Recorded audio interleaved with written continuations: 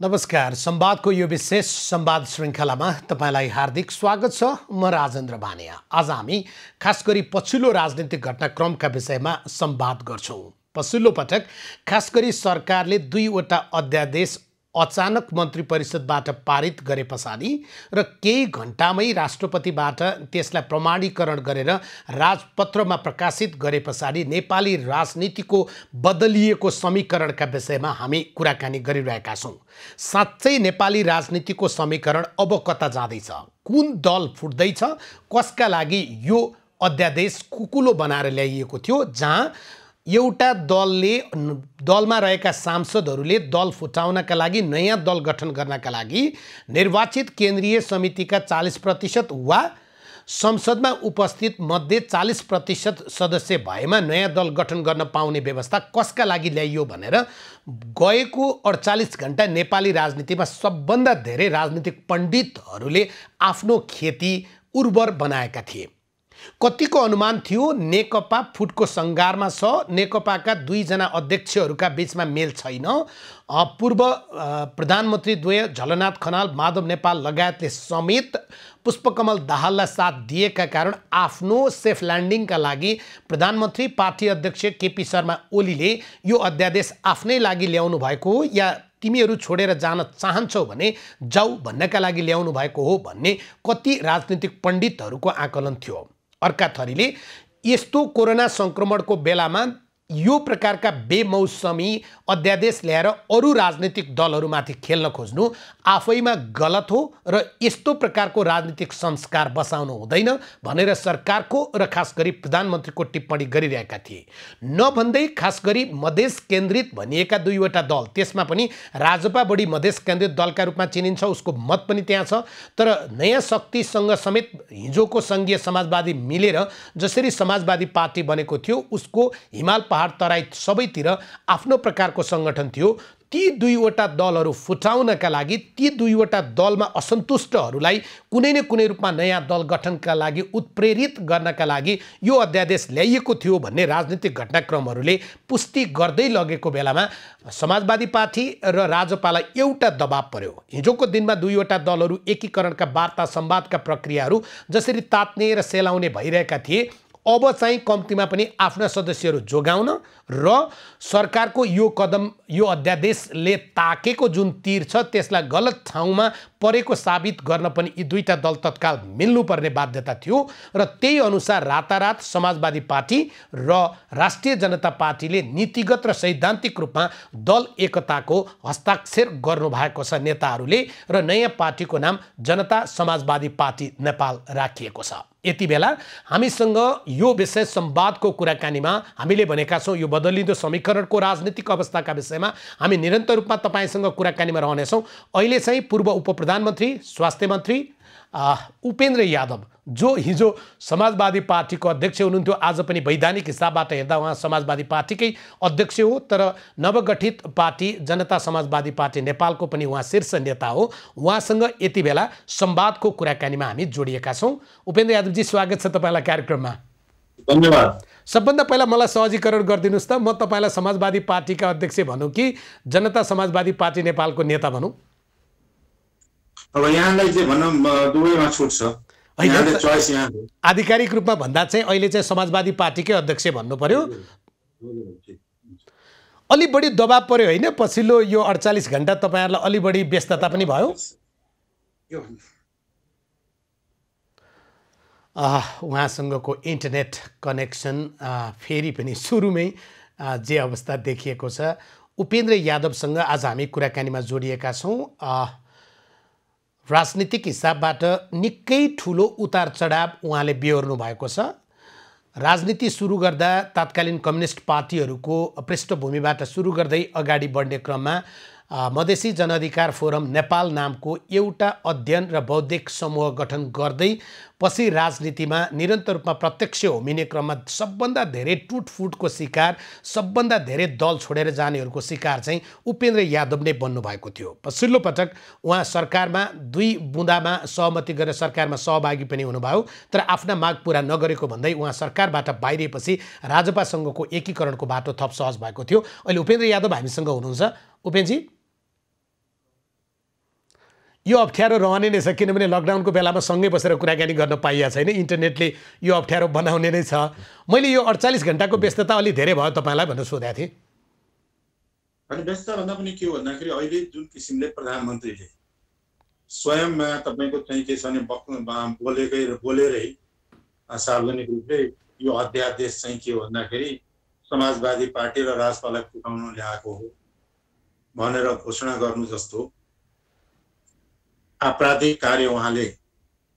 तपाईँको फोन ठिक ठाउँमा छ, हामी तपाईँलाई सुनिरहेछौँ। हजुर, अनि त्यो चाहिँ के भन्दाखेरि त्यो कार्य गर्नु नै एउटा चाहिँ गैर जिम्मेवारपन कार्य हो र अनैतिक कार्य पनि। त्यसले मुलुकलाई चाहिँ लोकतन्त्रलाई कमजोर पार्ने र मुलुकलाई अस्थिरतातर्फ लगेर नयाँ द्वन्द्वमा लगेर फसाउने चेष्टा गरेको देखिन्छ। यसका विरुद्धमा हिजो मात्रै नेकपा बाहेक सबै राजनीतिक दलहरूले चाहिँ के छन्, नेपाली कांग्रेस, समाजवादी पार्टी, राजपा लगायतका दलहरूले विरोध जनाएका छन् र आउने दिनमा विरोध पनि गर्नेछन्।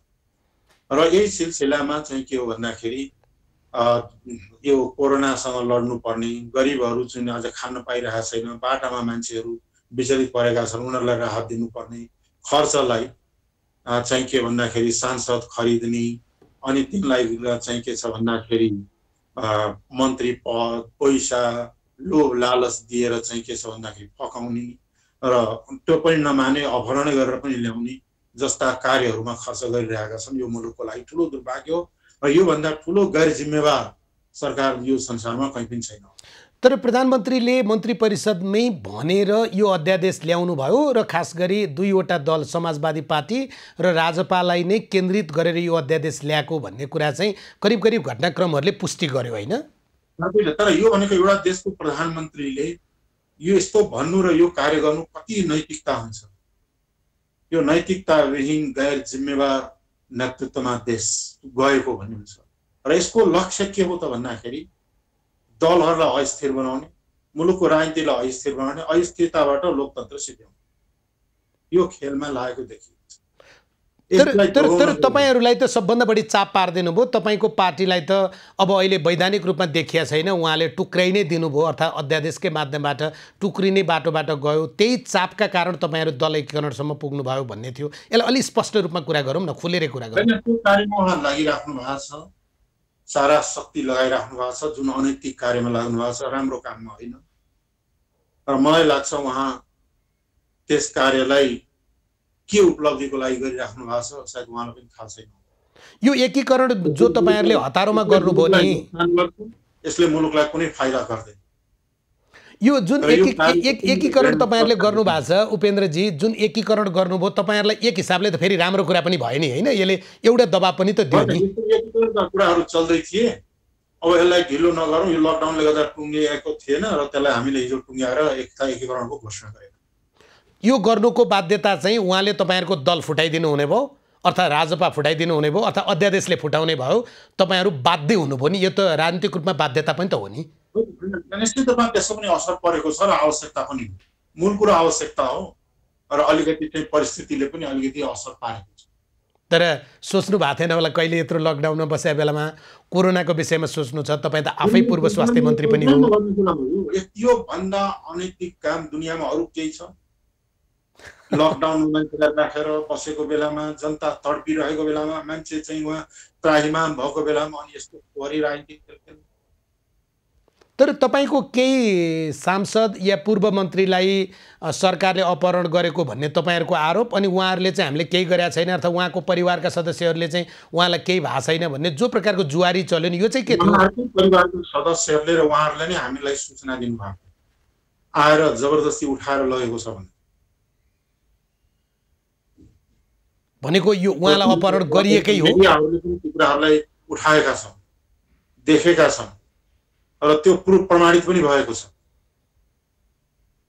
अहिले जुन नयाँ पार्टी तपाईहरु गठनको प्रक्रियामा जानु भएको छ, समाजवादी पार्टीका पुरै सांसदहरू, पुरै नेताहरू सहभागी हुनुहुन्छ त? अब प्रक्रिया प्रारम्भ भएको सबै सहभागी हुन्छन्। अर्को एउटा पहिला पार्टीले निर्णय गरिसक्या हो, अहिले होइन, अगाडि नै पार्टीले केन्द्रीय समितिले पारित गरिसकेको राजपा समितिकरण। तर एकीकरणमा केही सांसदहरू सहभागी हुँदै छैनन्, उनीहरू नयाँ पार्टी गठन गर्दैछन्, उनीहरू नेकपासँग जुगलबन्दी गर्दैछन् भन्ने विषय जो बाहिर आछ। अलिकति पनि बुद्धि भएको मान्छेले अनाहकमा चाहिँ आत्महत्या गर्दैन होला। कसैको स्वार्थ पूर्ति गर्नका लागि देश र जनताको अहित गर्ने र इतिहासमा कलङ्कित हुने काम चाहिँ सायद गर्दैनन् होला कसै।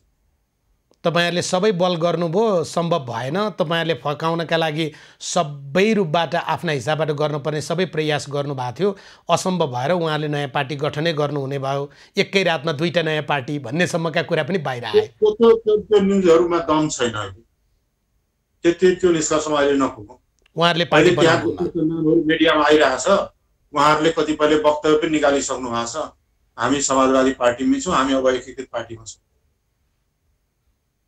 जस्तै एउटा अर्को परिदृश्य, यो तपाईँलाई नसोधे पनि हुन्थ्यो, तपाईँ नै अहिले चाहिँ मसँग कुराकानीमा फेरि यो सम्भवतः एकीकरण घोषणापछिको तपाईँको औपचारिक पहिलो अन्तर्वार्ता पनि हो होइन। त्यसरी मैले तपाईँलाई सोधेको, राजपाको दुईजना अध्यक्ष मण्डलका सदस्यहरू त्यो फोटो जुन सार्वजनिक भएको छ त्यहाँ मैले देखिनँ, त्यो फोटोको फ्रेमबाट छुट्या हो उहाँहरू? वार्ता प्रतिनिधिमूलक थिए, 4-4 दुवै पार्टीबाट बस्ने भने ए असन्तुष्ट भएर उहाँहरू होइन, नआएको होइन होइन, त्यो नआएको होइन भन्न मिल्दैन त्यसलाई। अब तब भिड लगाएर त काम हुँदैन नि। त्यसैले 4-4 दुवै पार्टीबाट म्यान्डेट दिएका थिए, त्यो म्यान्डेट टुङ्गो गरेर घोषणा गरे। तर राजपाको विधान, तपाईँलाई यो पनि सोध्ने प्रश्न होइन, राजपाको विधानमा चाहिँ 6जना अध्यक्ष मण्डलका सदस्यहरूले सर्वसम्मत निर्णय गर्ने भन्ने रहेछ। 2-4जना पठाउँदा त भइगयो नि, 6जनाको भएन र। अबको प्रक्रिया कसरी अगाडि बढ्छ? तपाईहरुले जस्तै अब निर्वाचन आयोग संसदमा जानुपर्ने यो प्रक्रियाहरू यही बन्दाबन्दीकै बिचमा गर्ने? यो अगाडि बढ्छ अब प्रक्रियाहरू। अब लकडाउनमा केही अप्ठ्याराहरू छन्, तर प्रक्रिया अगाडि बढाउँछ। तपाईँ त्यसो भन्नुहुन्छ, तपाईँले यो अफवाह हो, कतिको विज्ञप्ति आइसक्यो भन्नुभएको छ, तर निर्वाचन आयोगमा उहाँहरूले चाहिँ पहिले बुकिङ गरिदिएर राखेर यो अध्यादेश ल्याउनु भएको? यस्तो पनि हुन्छ काहीँ दुनियाँमा, यस्तो पनि नियम कानुन ऐन र विधि हुन्छ संसारमा। अग्रिम बुकिङ गर्छ, म पनि 5 वर्षपछि अहिले बुकिङ गर्दा पुग्छ। विधि भयो भने त नहुनु पर्ने, तर विधि हामी कहाँ भएन भन्ने छ नि त। निर्वाचन आयोगमा अग्रिम बुकिङ हुने चलन पनि संसारमा कहीँ छ? नेपालमा त्यस्तो कानुनी व्यवस्था छ? यो सम्भावना छैन। भनेको षड्यन्त्र राष्ट्रघात हो नि। होइन, राजनीतिक षड्यन्त्र त हामीले कति देख्यौँ नि। तपाईँले त टुटफुट त तपाईँले जति कसैले भोगेको छैन नि त। तपाईँ त त्यसको त सबभन्दा धेरै तपाईँको छाला त टुटफुट हेर्दा हेर्दा गइरहेको जस्तो भएको छ नि। के छ, ठिक छ, म बाँचुन्जेल चाहिँ सङ्घर्ष गर्छु जनताको हितमा, देशको हितमा। तर प्रधानमन्त्री केपी ओलीसँगको तपाईँको जुन राजनीतिक रूपको एक प्रकारको प्रतिस्पर्धा भनौँ या इबी भनौँ या शत्रुता भन्ने कि नभन्ने आफ्नो ठाउँमा छ, यो जे देखियो नि यो चाहिँ तपाईँलाई महँगो पर्दै गयो हो? अब यसलाई म शत्रुता भन्दिनँ, यो राजनीतिक प्रतिस्पर्धा नै भनौँ यसलाई सभ्य भाषामा। तर मैले त के छ भने यो काम गर्नु जरुरी नै छैन प्रधानमन्त्रीजीलाई। उहाँलाई हामीले सहयोग गरेकै थियौँ। उहाँले चाहिँ के छ भन्दाखेरि बहुमत प्राप्त सरकारमा हुँदै हुनुहुन्छ। अब देश जनताको हितका लागि काम गर्नलाई सबैको सहयोग लिएर हिँड्नुपर्ने ठाउँ हो, बेला हो। यस्तो मुलुक अप्ठ्यारो परेर त सबैले साथ लिएर पो हिँड्नुपर्छ। त्यो कुरा किन गर्नु भएको छैन उहाँले? किन चाहिँ दलहरूलाई घोषपेश गर्ने, टुक्राउने, खुम्च्याउने काममा लाग्नु भएको छ? त्यसले के उपलब्धि हुन्छ उहाँलाई? यही नै बुझ्न सकिएन। होइन, तर मैले बढी सोधेको चाहिँ तपाईँसँग 2 बुँदे सहमति गरेर सरकारमा लगाएर उप प्रधानमन्त्री बनाउनु भयो, त्यो कहिले पुरा गर्नु भएन। तपाईँ नभएको बेलामा, तपाईँ बाहिर भएको बेलामा तपाईँको चाहिँ मन्त्री पदै उहाँले चाहिँ परिवर्तन गरिदिनु भयो होइन। पछाडि तपाईँले लिएर गएको प्रस्तावलाई उहाँले चाहिँ तपाईँकै भाषालाई सापट लिने हो भने कुनै विधि विधान बिना नै तपाईँको प्रस्ताव, कानुन मन्त्रीको प्रस्ताव प्रवेशसम्म त गर्न नदिने भएर तपाईँ सरकारबाट बाहिरिनु भयो। यो त देखिएको परिदृश्य हो नि। होइन, अब यो के हो भन्दाखेरि यो सब कुराहरू गर्ने संस्कार प्रधानमन्त्रीजीको हो कि नेकपाको नीति हो, नेकपाको राजनीतिक संस्कार हो, सोच हो, के हो त यो भन्नेमै अहिले चाहिँ के छ भन्दाखेरि गम्भीर प्रश्न उठेको छ। तथापि जे गरियो तपाईँलाई चाहिँ भेट्दासम्ममा तपाईँको दल, तपाईँको राजनीतिक यात्रामा चाहिँ, हुन त तपाईँ पनि हिजो कुनै दिन उहाँहरूसँगै हुनुहुन्थ्यो, तर काहीँ न काहीँ काँडे तार हाल्ने काम त भएकै छ नि। होइन, त्यो कम्युनिस्ट पार्टी निर्माण गर्नमा, त्यो क्रान्तिमा, त्यो सङ्घर्षमा निरङ्कुश कालदेखि लिएर यतासम्ममा मेरो खुन पसिना धेरै बगेको छ त्यहाँ, र धेरै जोखिमहरू मोल लिएर मैले त्यहाँ काम गरेको छु। त्यो विगतको हेर्ने हो भने, तर त्यो सम्बन्ध त रहेको हो विगतको, तर वर्तमानमा हेर्दाखेरि लोकतन्त्रले नै समाप्त पार्ने खेल, यत्रो सङ्घर्ष गरेर प्राप्त गरेको उपलब्धिलाई समाप्त पार्ने खेल जुन भए खेलिरहेको देख्दाखेरि अत्यन्त दुःख लागेको छ। तर तपाईँले जुन पार्टी जनता समाजवादी पार्टी बनाउने सैद्धान्तिक सहमति गर्नुभएको छ, चुनाव चिन्ह र पार्टीको झन्डा बाहेक नेतृत्वको कुरा टुङ्ग्याउनु भएको छैन, त्यो भित्र टुङ्गिसकेको छ, कुरा टुङ्गिँदै गएको छ। अब त्यसलाई 1-2 दिनमा सबै आइहाल्छ। नेपालमा त अहिले धेरै अध्यक्षहरू राख्ने चलन पनि सुरु भएको छ, त्यही बाटो हो कि हामी फरक बाटोबाट जान्छौँ? होइन, हामी फरकै ढङ्गले जान्छौँ। तर मधेस केन्द्रित दलका नेताहरूमाथि, हुन त अरू दलका नेतालाई किन भन्दैनौँ हामी, अरू नेताले गरेका क्रियाकलाप किन देख्दैनौँ भन्ने पनि आरोप लाग्ला।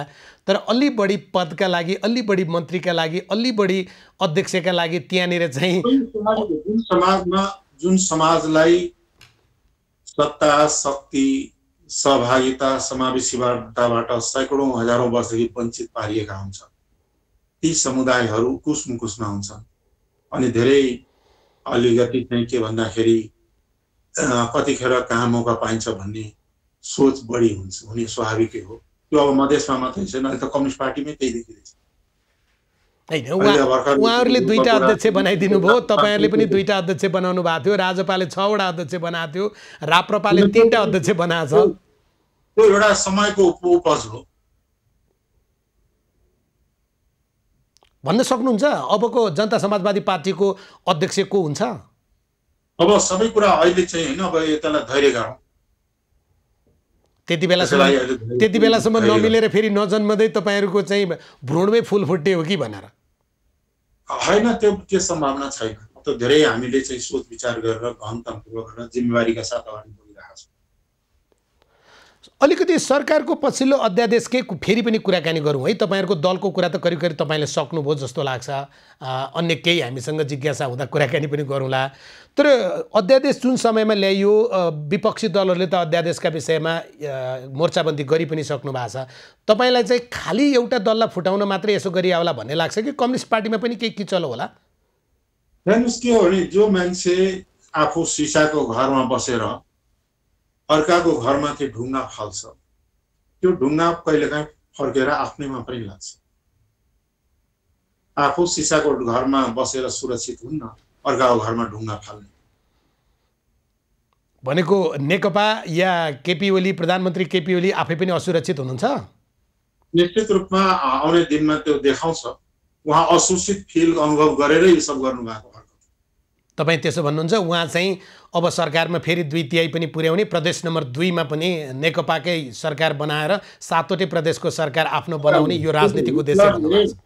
कुनै जमानामा हिटलरले, कुनै जमानामा मुसोलिनले, होइन, अहिले कुनै जमानामा कर्नल गद्दाफीले यो संसारै जितौँला भनेर लाग्यो हो नि त, मेरो मुठीमा छ भनेर लागेको थियो।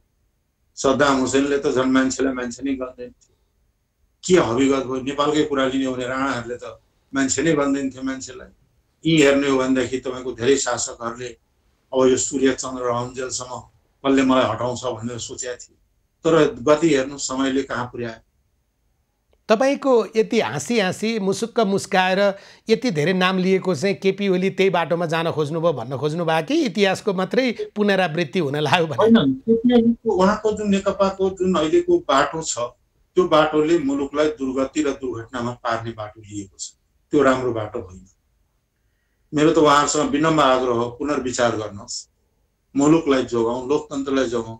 अहिले कोरोनाले गर्दा महात भएका जनता छन्, आर्थिक विपन्न वर्गका जनताहरू मरिरहेका छन्, तिनलाई जोगाउन बचाउन कार्यमा सबै मिलेर लागौँ। अहिलेको आवश्यकता यो हो मुलुकको। अहिलेको अवस्था दल फुटाउने र जुङ्गा मटाउने होइन। तर उहाँहरू चाहिँ के भन्नुहुन्छ भने लोकतन्त्रको सुन्दरता हो यो, कुनै दलमा बस्न पाउने, कुनै दल छोड्न पाउने, म राजनीति गर्दिन पाउने भने अधिकार हो मान्छेको। प्रधानमन्त्रीले यो कानुनी व्यवस्था हुँदाहुँदै पनि यसलाई अध्यादेशद्वारा संशोधन गरेर फलाना दललाई पढ्न ल्याएको भन्ने चाहिँ के हो त? यसलाई के भन्नु छ तपाईँलाई? अहिले उहाँको अभिव्यक्तिसँग तपाईँलाई धेरै आपत्ति कि यो प्रावधानसँग धेरै आपत्ति कि बेलासँग धेरै आपत्ति? उहाँहरूले लिएको कदम, लिएका नीति, सोच र चालेका कदमहरू आपत्तिजनक छ। त्यो मैले पनि भनिरहेको छु, उहाँकै पार्टीका अध्यक्षले पनि भनिराख्नु भएको छ, उहीका पार्टीका नेताहरूले बोलिराख्नु भएको छ, अरू विपक्षीहरूले बोलिरहेको छ, आज सारा नेपाली जनताले भनिरहेको छ। त्यो कुरा उहाँले सुन्नुपर्छ। तर दल फुटाउन त हाम्रो प्रावधानका हिसाबले नयाँ दल गठन गर्न, मलाई मानव समाजवादी पार्टीमा बस्नै मन लागेन, म नयाँ दल गठन गर्छु या म बाहिरिन्छु भन्नेलाई त एकदम अप्ठ्यारो प्रावधान थियो नि। त्यो त स्वतन्त्र छ जो पनि, त्यसका लागि त कसलाई रोकेर राख्छ र? यहाँले म यो टेलिभिजनमा काम गर्दिनँ भन्नु नि कसले बाँधेर राख्छ त्यहाँ? तर तपाईँलाई त्यहाँ घोक्र्याएर अनेक यातना दिएर अनि यो छोड भन्नु त अलग कुरा हो नि, त्यो त फरक चिज हो नि। यो सबै घटनाक्रम चाहिँ उपसभामुखको पदसँग जोडिया छ भन्छन्, तपाईँलाई त्यस्तो लाग्छ? यो सबै घटनाक्रम नेकपाको स्वेच्छाचारी राज्य सत्ता कायम गर्ने तर्फ केन्द्रित छ। त्यो भने के उहाँहरूसँग अङ्कगणित थिँदै थियो, अझ थप्नुपर्ने के बाध्यता थियो र? स्वेच्छाचारिताहरूमा चाहिँ कहिले पुग्दैन। स्वेच्छाचारी शासक या प्रणालीमा कहिले केहीले पुरा पुग्दैन, कहिले सन्तुष्ट हुँदैन। एउटा महत्त्वाकांक्षाको यो गलत महत्त्वाकांक्षा कहिले प्राप्त हुँदैन। जस्तै राष्ट्रपतिले अध्यादेश अब हतारो भन्न मिल्छ कि मिल्दैन, किनभने संविधानले यति समयभित्र गर्ने भनेको छैन। सरकारले पठाएको अध्यादेश अस्वीकार गर्ने त राष्ट्रपतिलाई त्यो हामीले संविधानमा व्यवस्था पनि गरेका छैनौँ। क्याबिनेटमा निर्णय गर्नुभयो, ती क्याबिनेटकै मन्त्रीहरूले विरोध गरेका कुरा आइरहेको छ, बोलिराख्नु भएको छ। त्यसपछि निर्णयको त्यो माइनट पनि भएको छैन, मिनट नहुँदा हुँदै उहाँ चाहिँ प्रमाणीकरण भइगयो। यो को आश्चर्य लाग्यो? राष्ट्रपति विवादित हुनुभयो। अब यसले चाहिँ के छ भने विवादित त नभनौँ, तर यसले प्रश्न चिन्ह त खडा गरेको छ। के प्रश्न? राष्ट्रपति चाहिँ सरकारसँग गर्यो भन्ने कुरामा अलिकति सोच विचार गरेर राय सल्लाह गरेर गर्नुपर्ने कुरा किन यसरी भयो भन्ने कुरामा त प्रश्न चिन्ह त खडा भएको छ। जनताले त क्वेसन गरिरहेछ, मिडियाले क्वेसन गरिरहेछ, बौद्धिक भरमा आज यो ठुलो चर्चाको विषय भएको छ। एउटै समय थियो नेपाली कङ्ग्रेसले सरकार चलाइरहेको बेलामा राष्ट्रिय सभामा 3 जना सदस्यहरू राष्ट्रपतिले मनोनित गर्ने सदस्यहरूको नाम पठाउँदा उहाँले त्यसलाई लट्काइदिनु भयो। नेकपाको सरकार आउनसाथ पठाउँदा साथ उहाँले सेकेन्डमा गरिदिनु भयो। त्यति बेला पनि आलोचना गरिएको थियो। अहिले त नेकपा सचिवालयको बैठक जारी थियो, उतापट्टिबाट त्यही प्रमाणीकरण भइसक्यो। त्यही त, यो त झन् त्यति सबै विगतका सबै घटनालाई उछिन्दियो नि त्यसले। राष्ट्रपतिलाई नेकपाको नेता बनाइदिने दिशातर्फ लग्यो। त्यही त, सबै घटनाक्रमलाई त मात गरिदिनु हो यो घटनाले। सबै घटनाक्रमहरू मात खाएका छन् यो घटनाले। तपाईँ राष्ट्रपतिलाई सिधा शब्दमा आरोप लगाउन चाहनुहुन्न, तर तपाईँको भनेको आशय त्यही। राष्ट्रपतिलाई आरोप लगाउँदिनँ म, उहाँलाई म सम्मान गर्छु, तर यो आरोप भनेको कुरा, यो जवाब त सरकारले दिने हो नि, किन यसो गरायो भनेर। सरकारको कानुन मन्त्रीसँग तपाईँसँग भन्दा ठिक्क अगाडि मैले अन्तर्वार्ता गरेको, उहाँले त काहीँ पनि चाहिँ असंवैधानिक काम भएको छैन, त्यस्तो लागेको छ भने अध्यादेश संसद जान्छ, संसदमा फेस गरे भइहाल्यो नि भन्नुभएको छ। उपेन्द्र यादवसँग हामी कुराकानी गरिरहेका छौँ। उहाँसँगको नेटवर्क फेरि एकचोटि विच्छेद भएको छ। यो पक्कै पनि अप्ठ्यारो पनि छ, किनभने एकातर्फ कोरोना कहरको यो सङ्क्रमण छ, त्यसले गर्दाखेरिमा हामी केही प्रकारको भौतिक दूरी, सामाजिक दूरी कायम राखेर हाम्रा कार्यक्रमहरू गर्नु छ। सञ्चारकर्म यति बेला बन्द गरेर हामी बस्न सक्दैनौँ, किनभने तपाईँ घरमा बस्नु भएको छ, तपाईँ अत्यासमा बस्नु भएको छ, तपाईँलाई एक प्रकारको सकस छ के भइरहेको होला, कसरी अगाडि जान्छ होला, लकडाउन कहिलेसम्म जान्छ होला, सरकार के गरिरहेको छ, हाम्रा चिकित्सकहरूले कुन प्रकारको काम सम्पादन गरिरहेका छन्, अझ हामीले थप रणनीति के अपनाउने होला, विश्व कतातर्फ गइरहेको छ भनेर जुन प्रकारको सबै प्रकारको सूचना सम्पूर्ण रूपमा लिएर पल पल लिएर तपाईँ बस्नुपर्ने बाध्यता हुन्छ। त्यो बिचमा हामी कुनै पनि हालतमा तपाईँलाई सूचनाबाट बेखबर नबनाउनका लागि पनि यसरी कुराकानी गर्छौँ। उपेन्द्र यादवसँग कुराकानी पनि 2 पटक टुट्या छ, तर हाम्रो सन्दर्भ टुट्या छैन। उहाँ पनि हामीसँग सम्पर्कमै हुनुहुन्छ। उपेन्द्रजी, अब दोस्रो कुरा गरौँ है। तपाईँ चाहिँ फेरि यो नेटबाट चाहिँ छुट्दा पनि मान्छेहरू एबी न्युज र तपाईँको बिच छुट्दाखेरि तपाईँको र मेरो मन कहिले छुट्या छैन, तर मान्छेहरू फेरि शङ्का गर्न पनि सक्छन्। हामीले पुरै समय कुरा गर्नुपर्छ। अर्को चाहिँ यो संवैधानिक परिषद सम्बन्धी प्रावधानलाई विपक्षीले अधिनायकवादी कदम भनेको छ, अनि सत्ता पक्षले चाहिँ विपक्षी दलको नेता कहिले आउँदै नआउने, त्यसलाई लट्काएर राख्ने, आफ्नो भूमिका नहेर्ने अनि दोष लगाउने भनेको छ।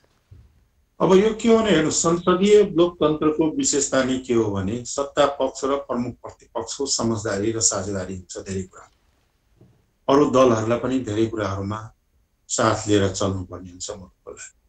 र विपक्षी दललाई अलग्गै गरेर विपक्षी दलविहीन लोकतन्त्रको कल्पना गर्न सकिँदैन अहिले 21औं शताब्दी। त्यस कारणले चाहिँ के हो भन्दाखेरि विपक्षी आउँदैनन् भने विपक्षी दलको त्यो भनेर धर पाइँदैन। त संसदमा किन विपक्षीको टेबल रहन्छ, किन विपक्षी दल राख्ने, किन संविधानमा उहाँहरूले बनाएको संविधान हो त्यसमा विपक्षी दलको भूमिकालाई किन लेखिराखियो। तर उहाँहरूको भनाइ चाहिँ अहिलेसम्मका संवैधानिक परिषदहरूका बैठकमा कहिले टेलिफोन नै नउठाउने, कहिले फोन उठाएर म आउँछु भन्ने नआउने, पर्खिएर बस्नुपर्ने, संवैधानिक अङ्गहरू खाली छन्, आफ्नो भूमिका चाहिँ नहेर्ने। त्यस कारणले हामीले के भनेको छ र अहिले पनि उहाँ आउनु पाउनुहुन्छ, उहाँले मत राख्न पाउनुहुन्छ, सर्वसम्मति पनि लोकतन्त्रमा हुन्छ र लोकतन्त्रमा त बहुमत हुन्छ नि भन्ने छ उहाँहरू। होइन बहुमत त होइन, उहाँलाई के छ पहिलादेखि पनि हामीले अब यो नयाँ अभ्यास आजै भएको होइन, पहिला पनि ती अभ्यासहरू हुँदै आएको। तर अहिले चाहिँ के हो भन्दाखेरि प्रतिपक्षको भूमिका लोकतन्त्रका लागि अपरिहार्य र त्यो भूमिकालाई उहाँहरूले नै बनाएका संविधान, उहाँहरूले नै बनाएका कानुनमा उहाँहरूले आफैले स्थापित गरेका त्यसलाई अस्वीकार गर्ने, त्यसलाई चाहिँ के छ भन्दाखेरि हटाउने भनेको अधिनायक, योभन्दा ठुलो अधिनायकवादी सोच के। तर अब तपाईहरुसँग के विकल्प छ र? विरोध गर्नु बाहेक अर्को विकल्प छैन? जनतासँग धेरै विकल्प हुन्छ, सत्तासँग विकल्प कम हुन्छ। जनतासँग प्रशस्त विकल्पका मार्गहरू छन्। तर यस्तो समय छ उपेन्द्रजी, गुठी विधेयक जस्तो माइतीघर मण्डलामा जनता गइदिँदैनन्, मिडिया काउन्सिल विधेयक जस्तो चाहिँ बानेश्वरमा जनताले मार्च पास गरिदिँदैनन्, किनभने अहिले त लकडाउन छ, आफ्नै स्वास्थ्यका लागि पनि जनता घरमा बसेका छन्। तपाईँ र म यसरी कुरा गरिरहेछौँ भने पछाडि त समय त सरकारले गजबको छान्या छ नि। यही समय रहँदैन नि, लकडाउन एक न एक दिन त अन्त होला। लकडाउन खुलेको भोलिपल्टबाट आन्दोलन आरम्भ हुन्छ हैन? अर्को दिनदेखि त्यसपछि हामी छलफल गर्नेछौँ, सरकारको तौर तरिका हेरेर, नीति हेरेर हामी कुरा गर्छौँ। यो विषय यहीँ टुङ्गिँदैन, कसरी टुङ्गिन्छ? तर विधिका हिसाबबाट त तपाईँहरूलाई अप्ठ्यारो छ, किनभने अहिले हामीले सुरुमा पनि कुराकानी गरेका थियौँ। अङ्कगणितका हिसाबले अध्यादेश उहाँहरूले जारी गरेर अध्यादेश अनुसारका कामहरू गर्न थालिसक्ने, नियुक्तिहरू गरिसक्ने, अनि फेरि संसदमा पनि उहाँहरूसँग चाहिने बहुमत छ पारित गर्नका लागि, त्यति बेला पनि तपाईँहरूले विरोध गर्ने हो, रोक्न सक्नुहुन्न। यही कुरालाई उहाँहरूले संसद छँदै थियो, संसदैमा संशोधन प्रस्ताव ल्याएर भइहाल्थ्यो। यो चोर बाटोबाट किन आउनु पर्यो? होइन, अहिले धेरै विरोध हुन पाउँदैन नि त, अहिले त मान्छे जम्मै घरभित्र छन् नि त। यो मेरो तर्क हो। नियतमा पट्छ भन्ने कुरा त यसरी देखायो नि। संसदबाट अङ्कगणितका आधारमा पारित गर्छु भनेर नसोचे हुन्छ।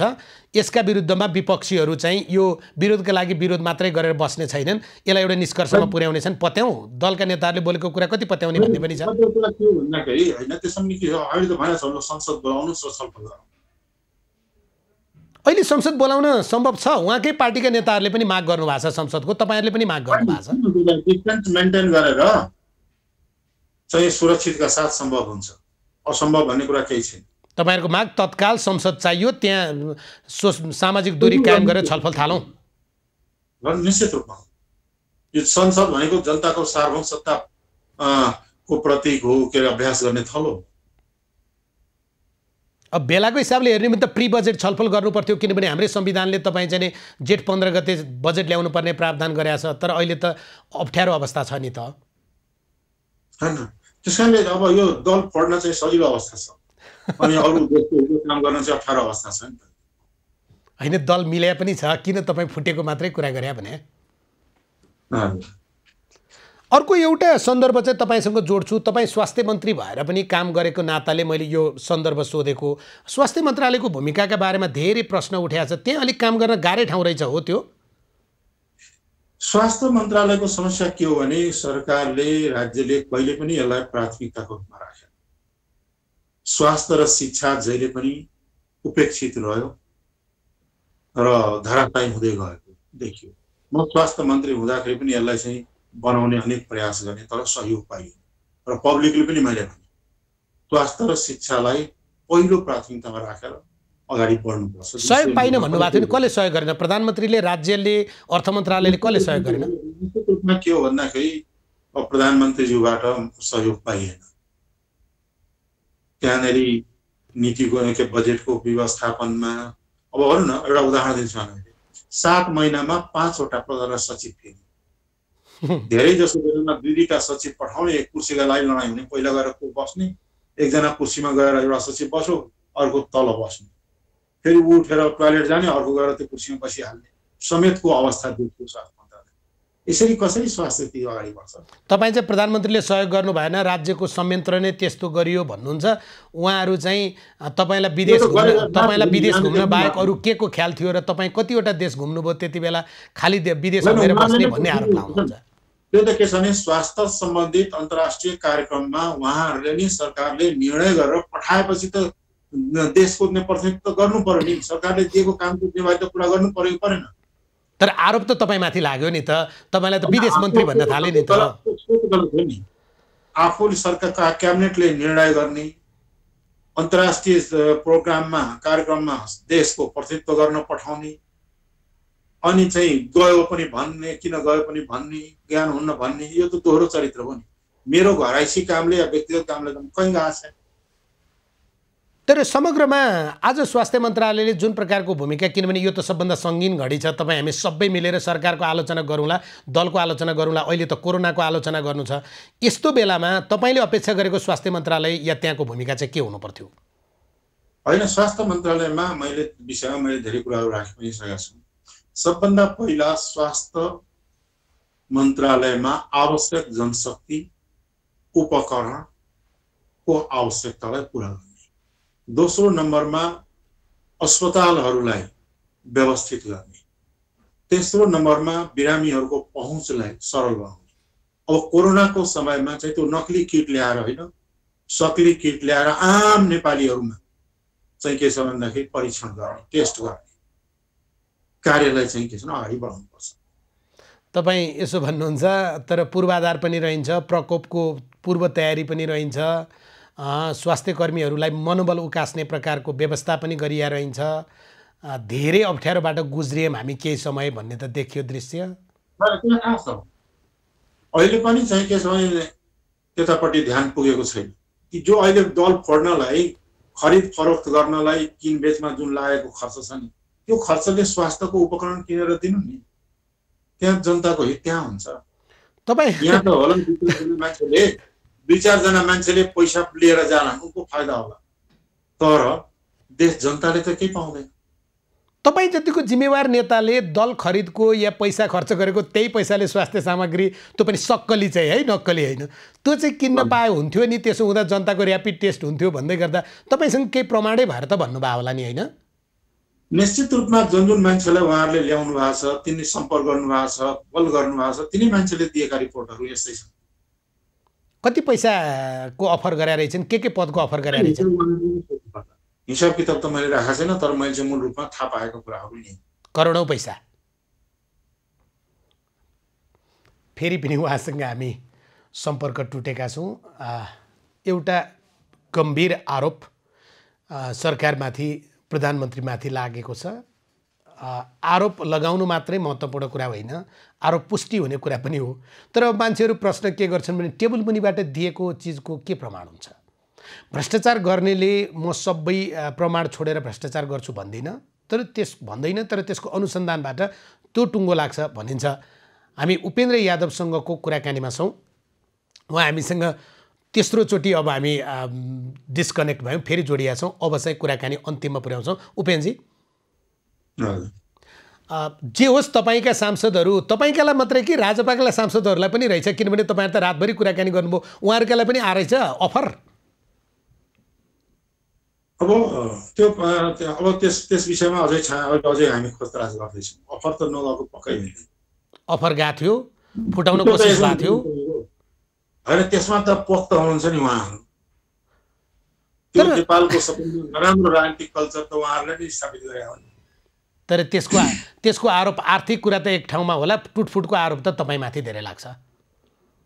होइन, अब आरोप त लगाउनु होला, तर देश जनताको हितमा त केही काम भएको छैन। यो राजनीति अनौठो चिज रहेछ होइन। म तपाईँलाई एउटा परिदृश्य सम्झाउँ, स्थानीय चुनावको परिदृश्य। तपाईँ चाहिँ धनुषाबाट सर्लाही जाँदाखेरिमा हरिवन क्षेत्रबाट कट्दै गर्दाखेरिमा राजपाका कार्यकर्ताहरूले तपाईँलाई ढुङ्गा मुडा गरेका थिए र तपाईँमाथि यस्ता शब्दहरू उहाँहरू प्रयोग गर्नुहुन्थ्यो। आज उहाँहरूसँग सँगै बसेर चिनी नहाले चिया खानुभयो होला, कस्तो लाग्यो? के हो भन्दाखेरि राजनीतिमा मैले कहिले पनि द्वेष प्रतिशोधको भावनाले हेरेको थिएँ। म सदैव सद्भाव, सहकार र मित्रताकै भावनाले हिँड्ने मान्छे। तर कतिपय बेलामा तपाईँको अडान र तपाईँको बोलीमाथि मान्छे विश्वास गर्दैनन्। संविधान पुनर्लेखन गर्नुपर्छ भन्नुहुन्थ्यो, माटोले माग्यो भनेर चुनावमा जानुभयो नि त होइन। अब चुनावमा नगयो भए त देशलाई अहिलेको यतिको अवस्थामा पनि आउने थिए। आफ्नो निर्णयको बचाउ गर्न चाहिँ तपाईँ सबै तर्क दिन सक्ने मान्छे होइन। अब अन्तिममा आउँछु, यहाँको पनि भावना थियो आइदिनु चुनावमा भनेर। होइन ठिक छ, मैले हाम्रो भावना कुरा गरिनँ, प्रश्न मात्रै गरेँ। अब आज तपाईँहरू निर्वाचन आयोग जानुहुन्छ, संसद जानुहुन्छ, अरू के गर्नुहुन्छ? अब त्यसमा म बस्दैछु एकछिनपछि, अनि तय हुन्छ। 10 बजे अफिस खुल्दा त तपाईँहरू पुगिहाल्नु पऱ्यो नि, नत्र अर्को दल दर्ता होला नि फेरि। त्यसमा हामी सोच्दैछौँ। अहिले पनि तपाईँको मनमा चाहिँ छिटो अन्तर्वार्ता सकेर चाहिँ छिटो त्यहाँ गएर लाइन बसाइहाल्न पाए हुन्थ्यो त भइरहेछ नि। हस् उपेन्द्रजी, धेरै धेरै धन्यवाद। तपाईँहरूको नयाँ पार्टी, संयुक्त पार्टी बनेको छ, शुभकामना। धन्यवाद। उपेन्द्र यादव हामीसँग हुनुहुन्थ्यो। उहाँसँगको अन्तर्वार्ता आज संवादमा गर्दैछौँ भने पछाडि कतिपय दर्शकले, शुभेच्छुकले एभेन्यूज टेलिभिजनसँगकै अन्तर्वार्तामा उहाँसँग जो प्रकारको एउटा घटना घटेको थियो, उहाँ जसरी सम्पूर्ण समय उत्तर दिएर जानुपर्ने उहाँको एउटा दायित्व पनि थियो, त्यो पनि सरकारको मन्त्री रहँदा त्यति बेलाको घटनाका विषयमा जो प्रकारको टिका टिप्पणी भइरहेको थियो, त्यस पछाडि पहिलोपटक उहाँसँग हामी यसरी संवादमा जोड्यौँ। हामी सञ्चारकर्ममा रहँदाखेरिमा कसैप्रति पनि त्यो प्रकारको पूर्वाग्रह राख्दैनौँ। हाम्रा सञ्चारकर्म गर्दाखेरिमा हामी घटनाक्रमलाई महत्त्व दिन्छौँ। हाम्रो जम्मा एउटा मात्रै पक्षधर्ता छ, त्यो भनेको मुलुक, त्यो भनेको हाम्रो झन्डा, त्यो भनेको हाम्रो सगरमाथा, त्यो भनेको हाम्रो लुम्बिनी, त्यो भनेको हाम्रो जननी नेपाल आमा। त्यो बाहेक हामी कसैसँग पनि पूर्वाग्रह राख्दैनौँ। हामीमाथि पूर्वाग्रह राखेर जो प्रकारका आरोप लाग्ने गर्छन् तिनीहरूलाई हामी हाम्रा व्यवहारबाट, हाम्रा विशुद्ध खबरबाट तिनीहरूलाई चिर्ने प्रयास गर्छौँ। आज उहाँसँग हामीले त्यही सेरोफेरोमा आज जुन पछिल्ला घटनाक्रमहरू विकास भएका छन्, के साँच्चै सरकार यति बेला पैसाको थैली लिएर सांसद र पार्टीका नेता किन्न हिँडेको छ? आरोप लगाउनेले पुष्टि गर्लान् र आरोप लागेकाहरूले होइन भन्ने पुष्टि गर्लान्। तर नेपालमा जो राजनीतिक घटना बढेको छ, 3वटा ठुला राजनीतिक दलहरू अहिलेका लागि स्थापित भएका छन्, तर चौथो अर्को संसदमा उपस्थित हुने दल आउँदैन आउँदैन आउँदैन। उपेन्द्र यादवले भन्दै गर्दा पनि कम्तीमा पनि यति बेला पत्याउन सकिएको छैन। त्यो स्थिति के हुनेछ हामी निरन्तर खबरदारी गर्नेछौँ। आजका लागि संवादको यो विशेष श्रृङ्खला यी सकिन्छ हामी बदलिँदो समीकरण निरन्तर रूपमा प्रस्तुत गर्छौँ। खबरभित्रको खबरका लागि हेर्दै रहनुलाई विन्युज खबर। नमस्कार।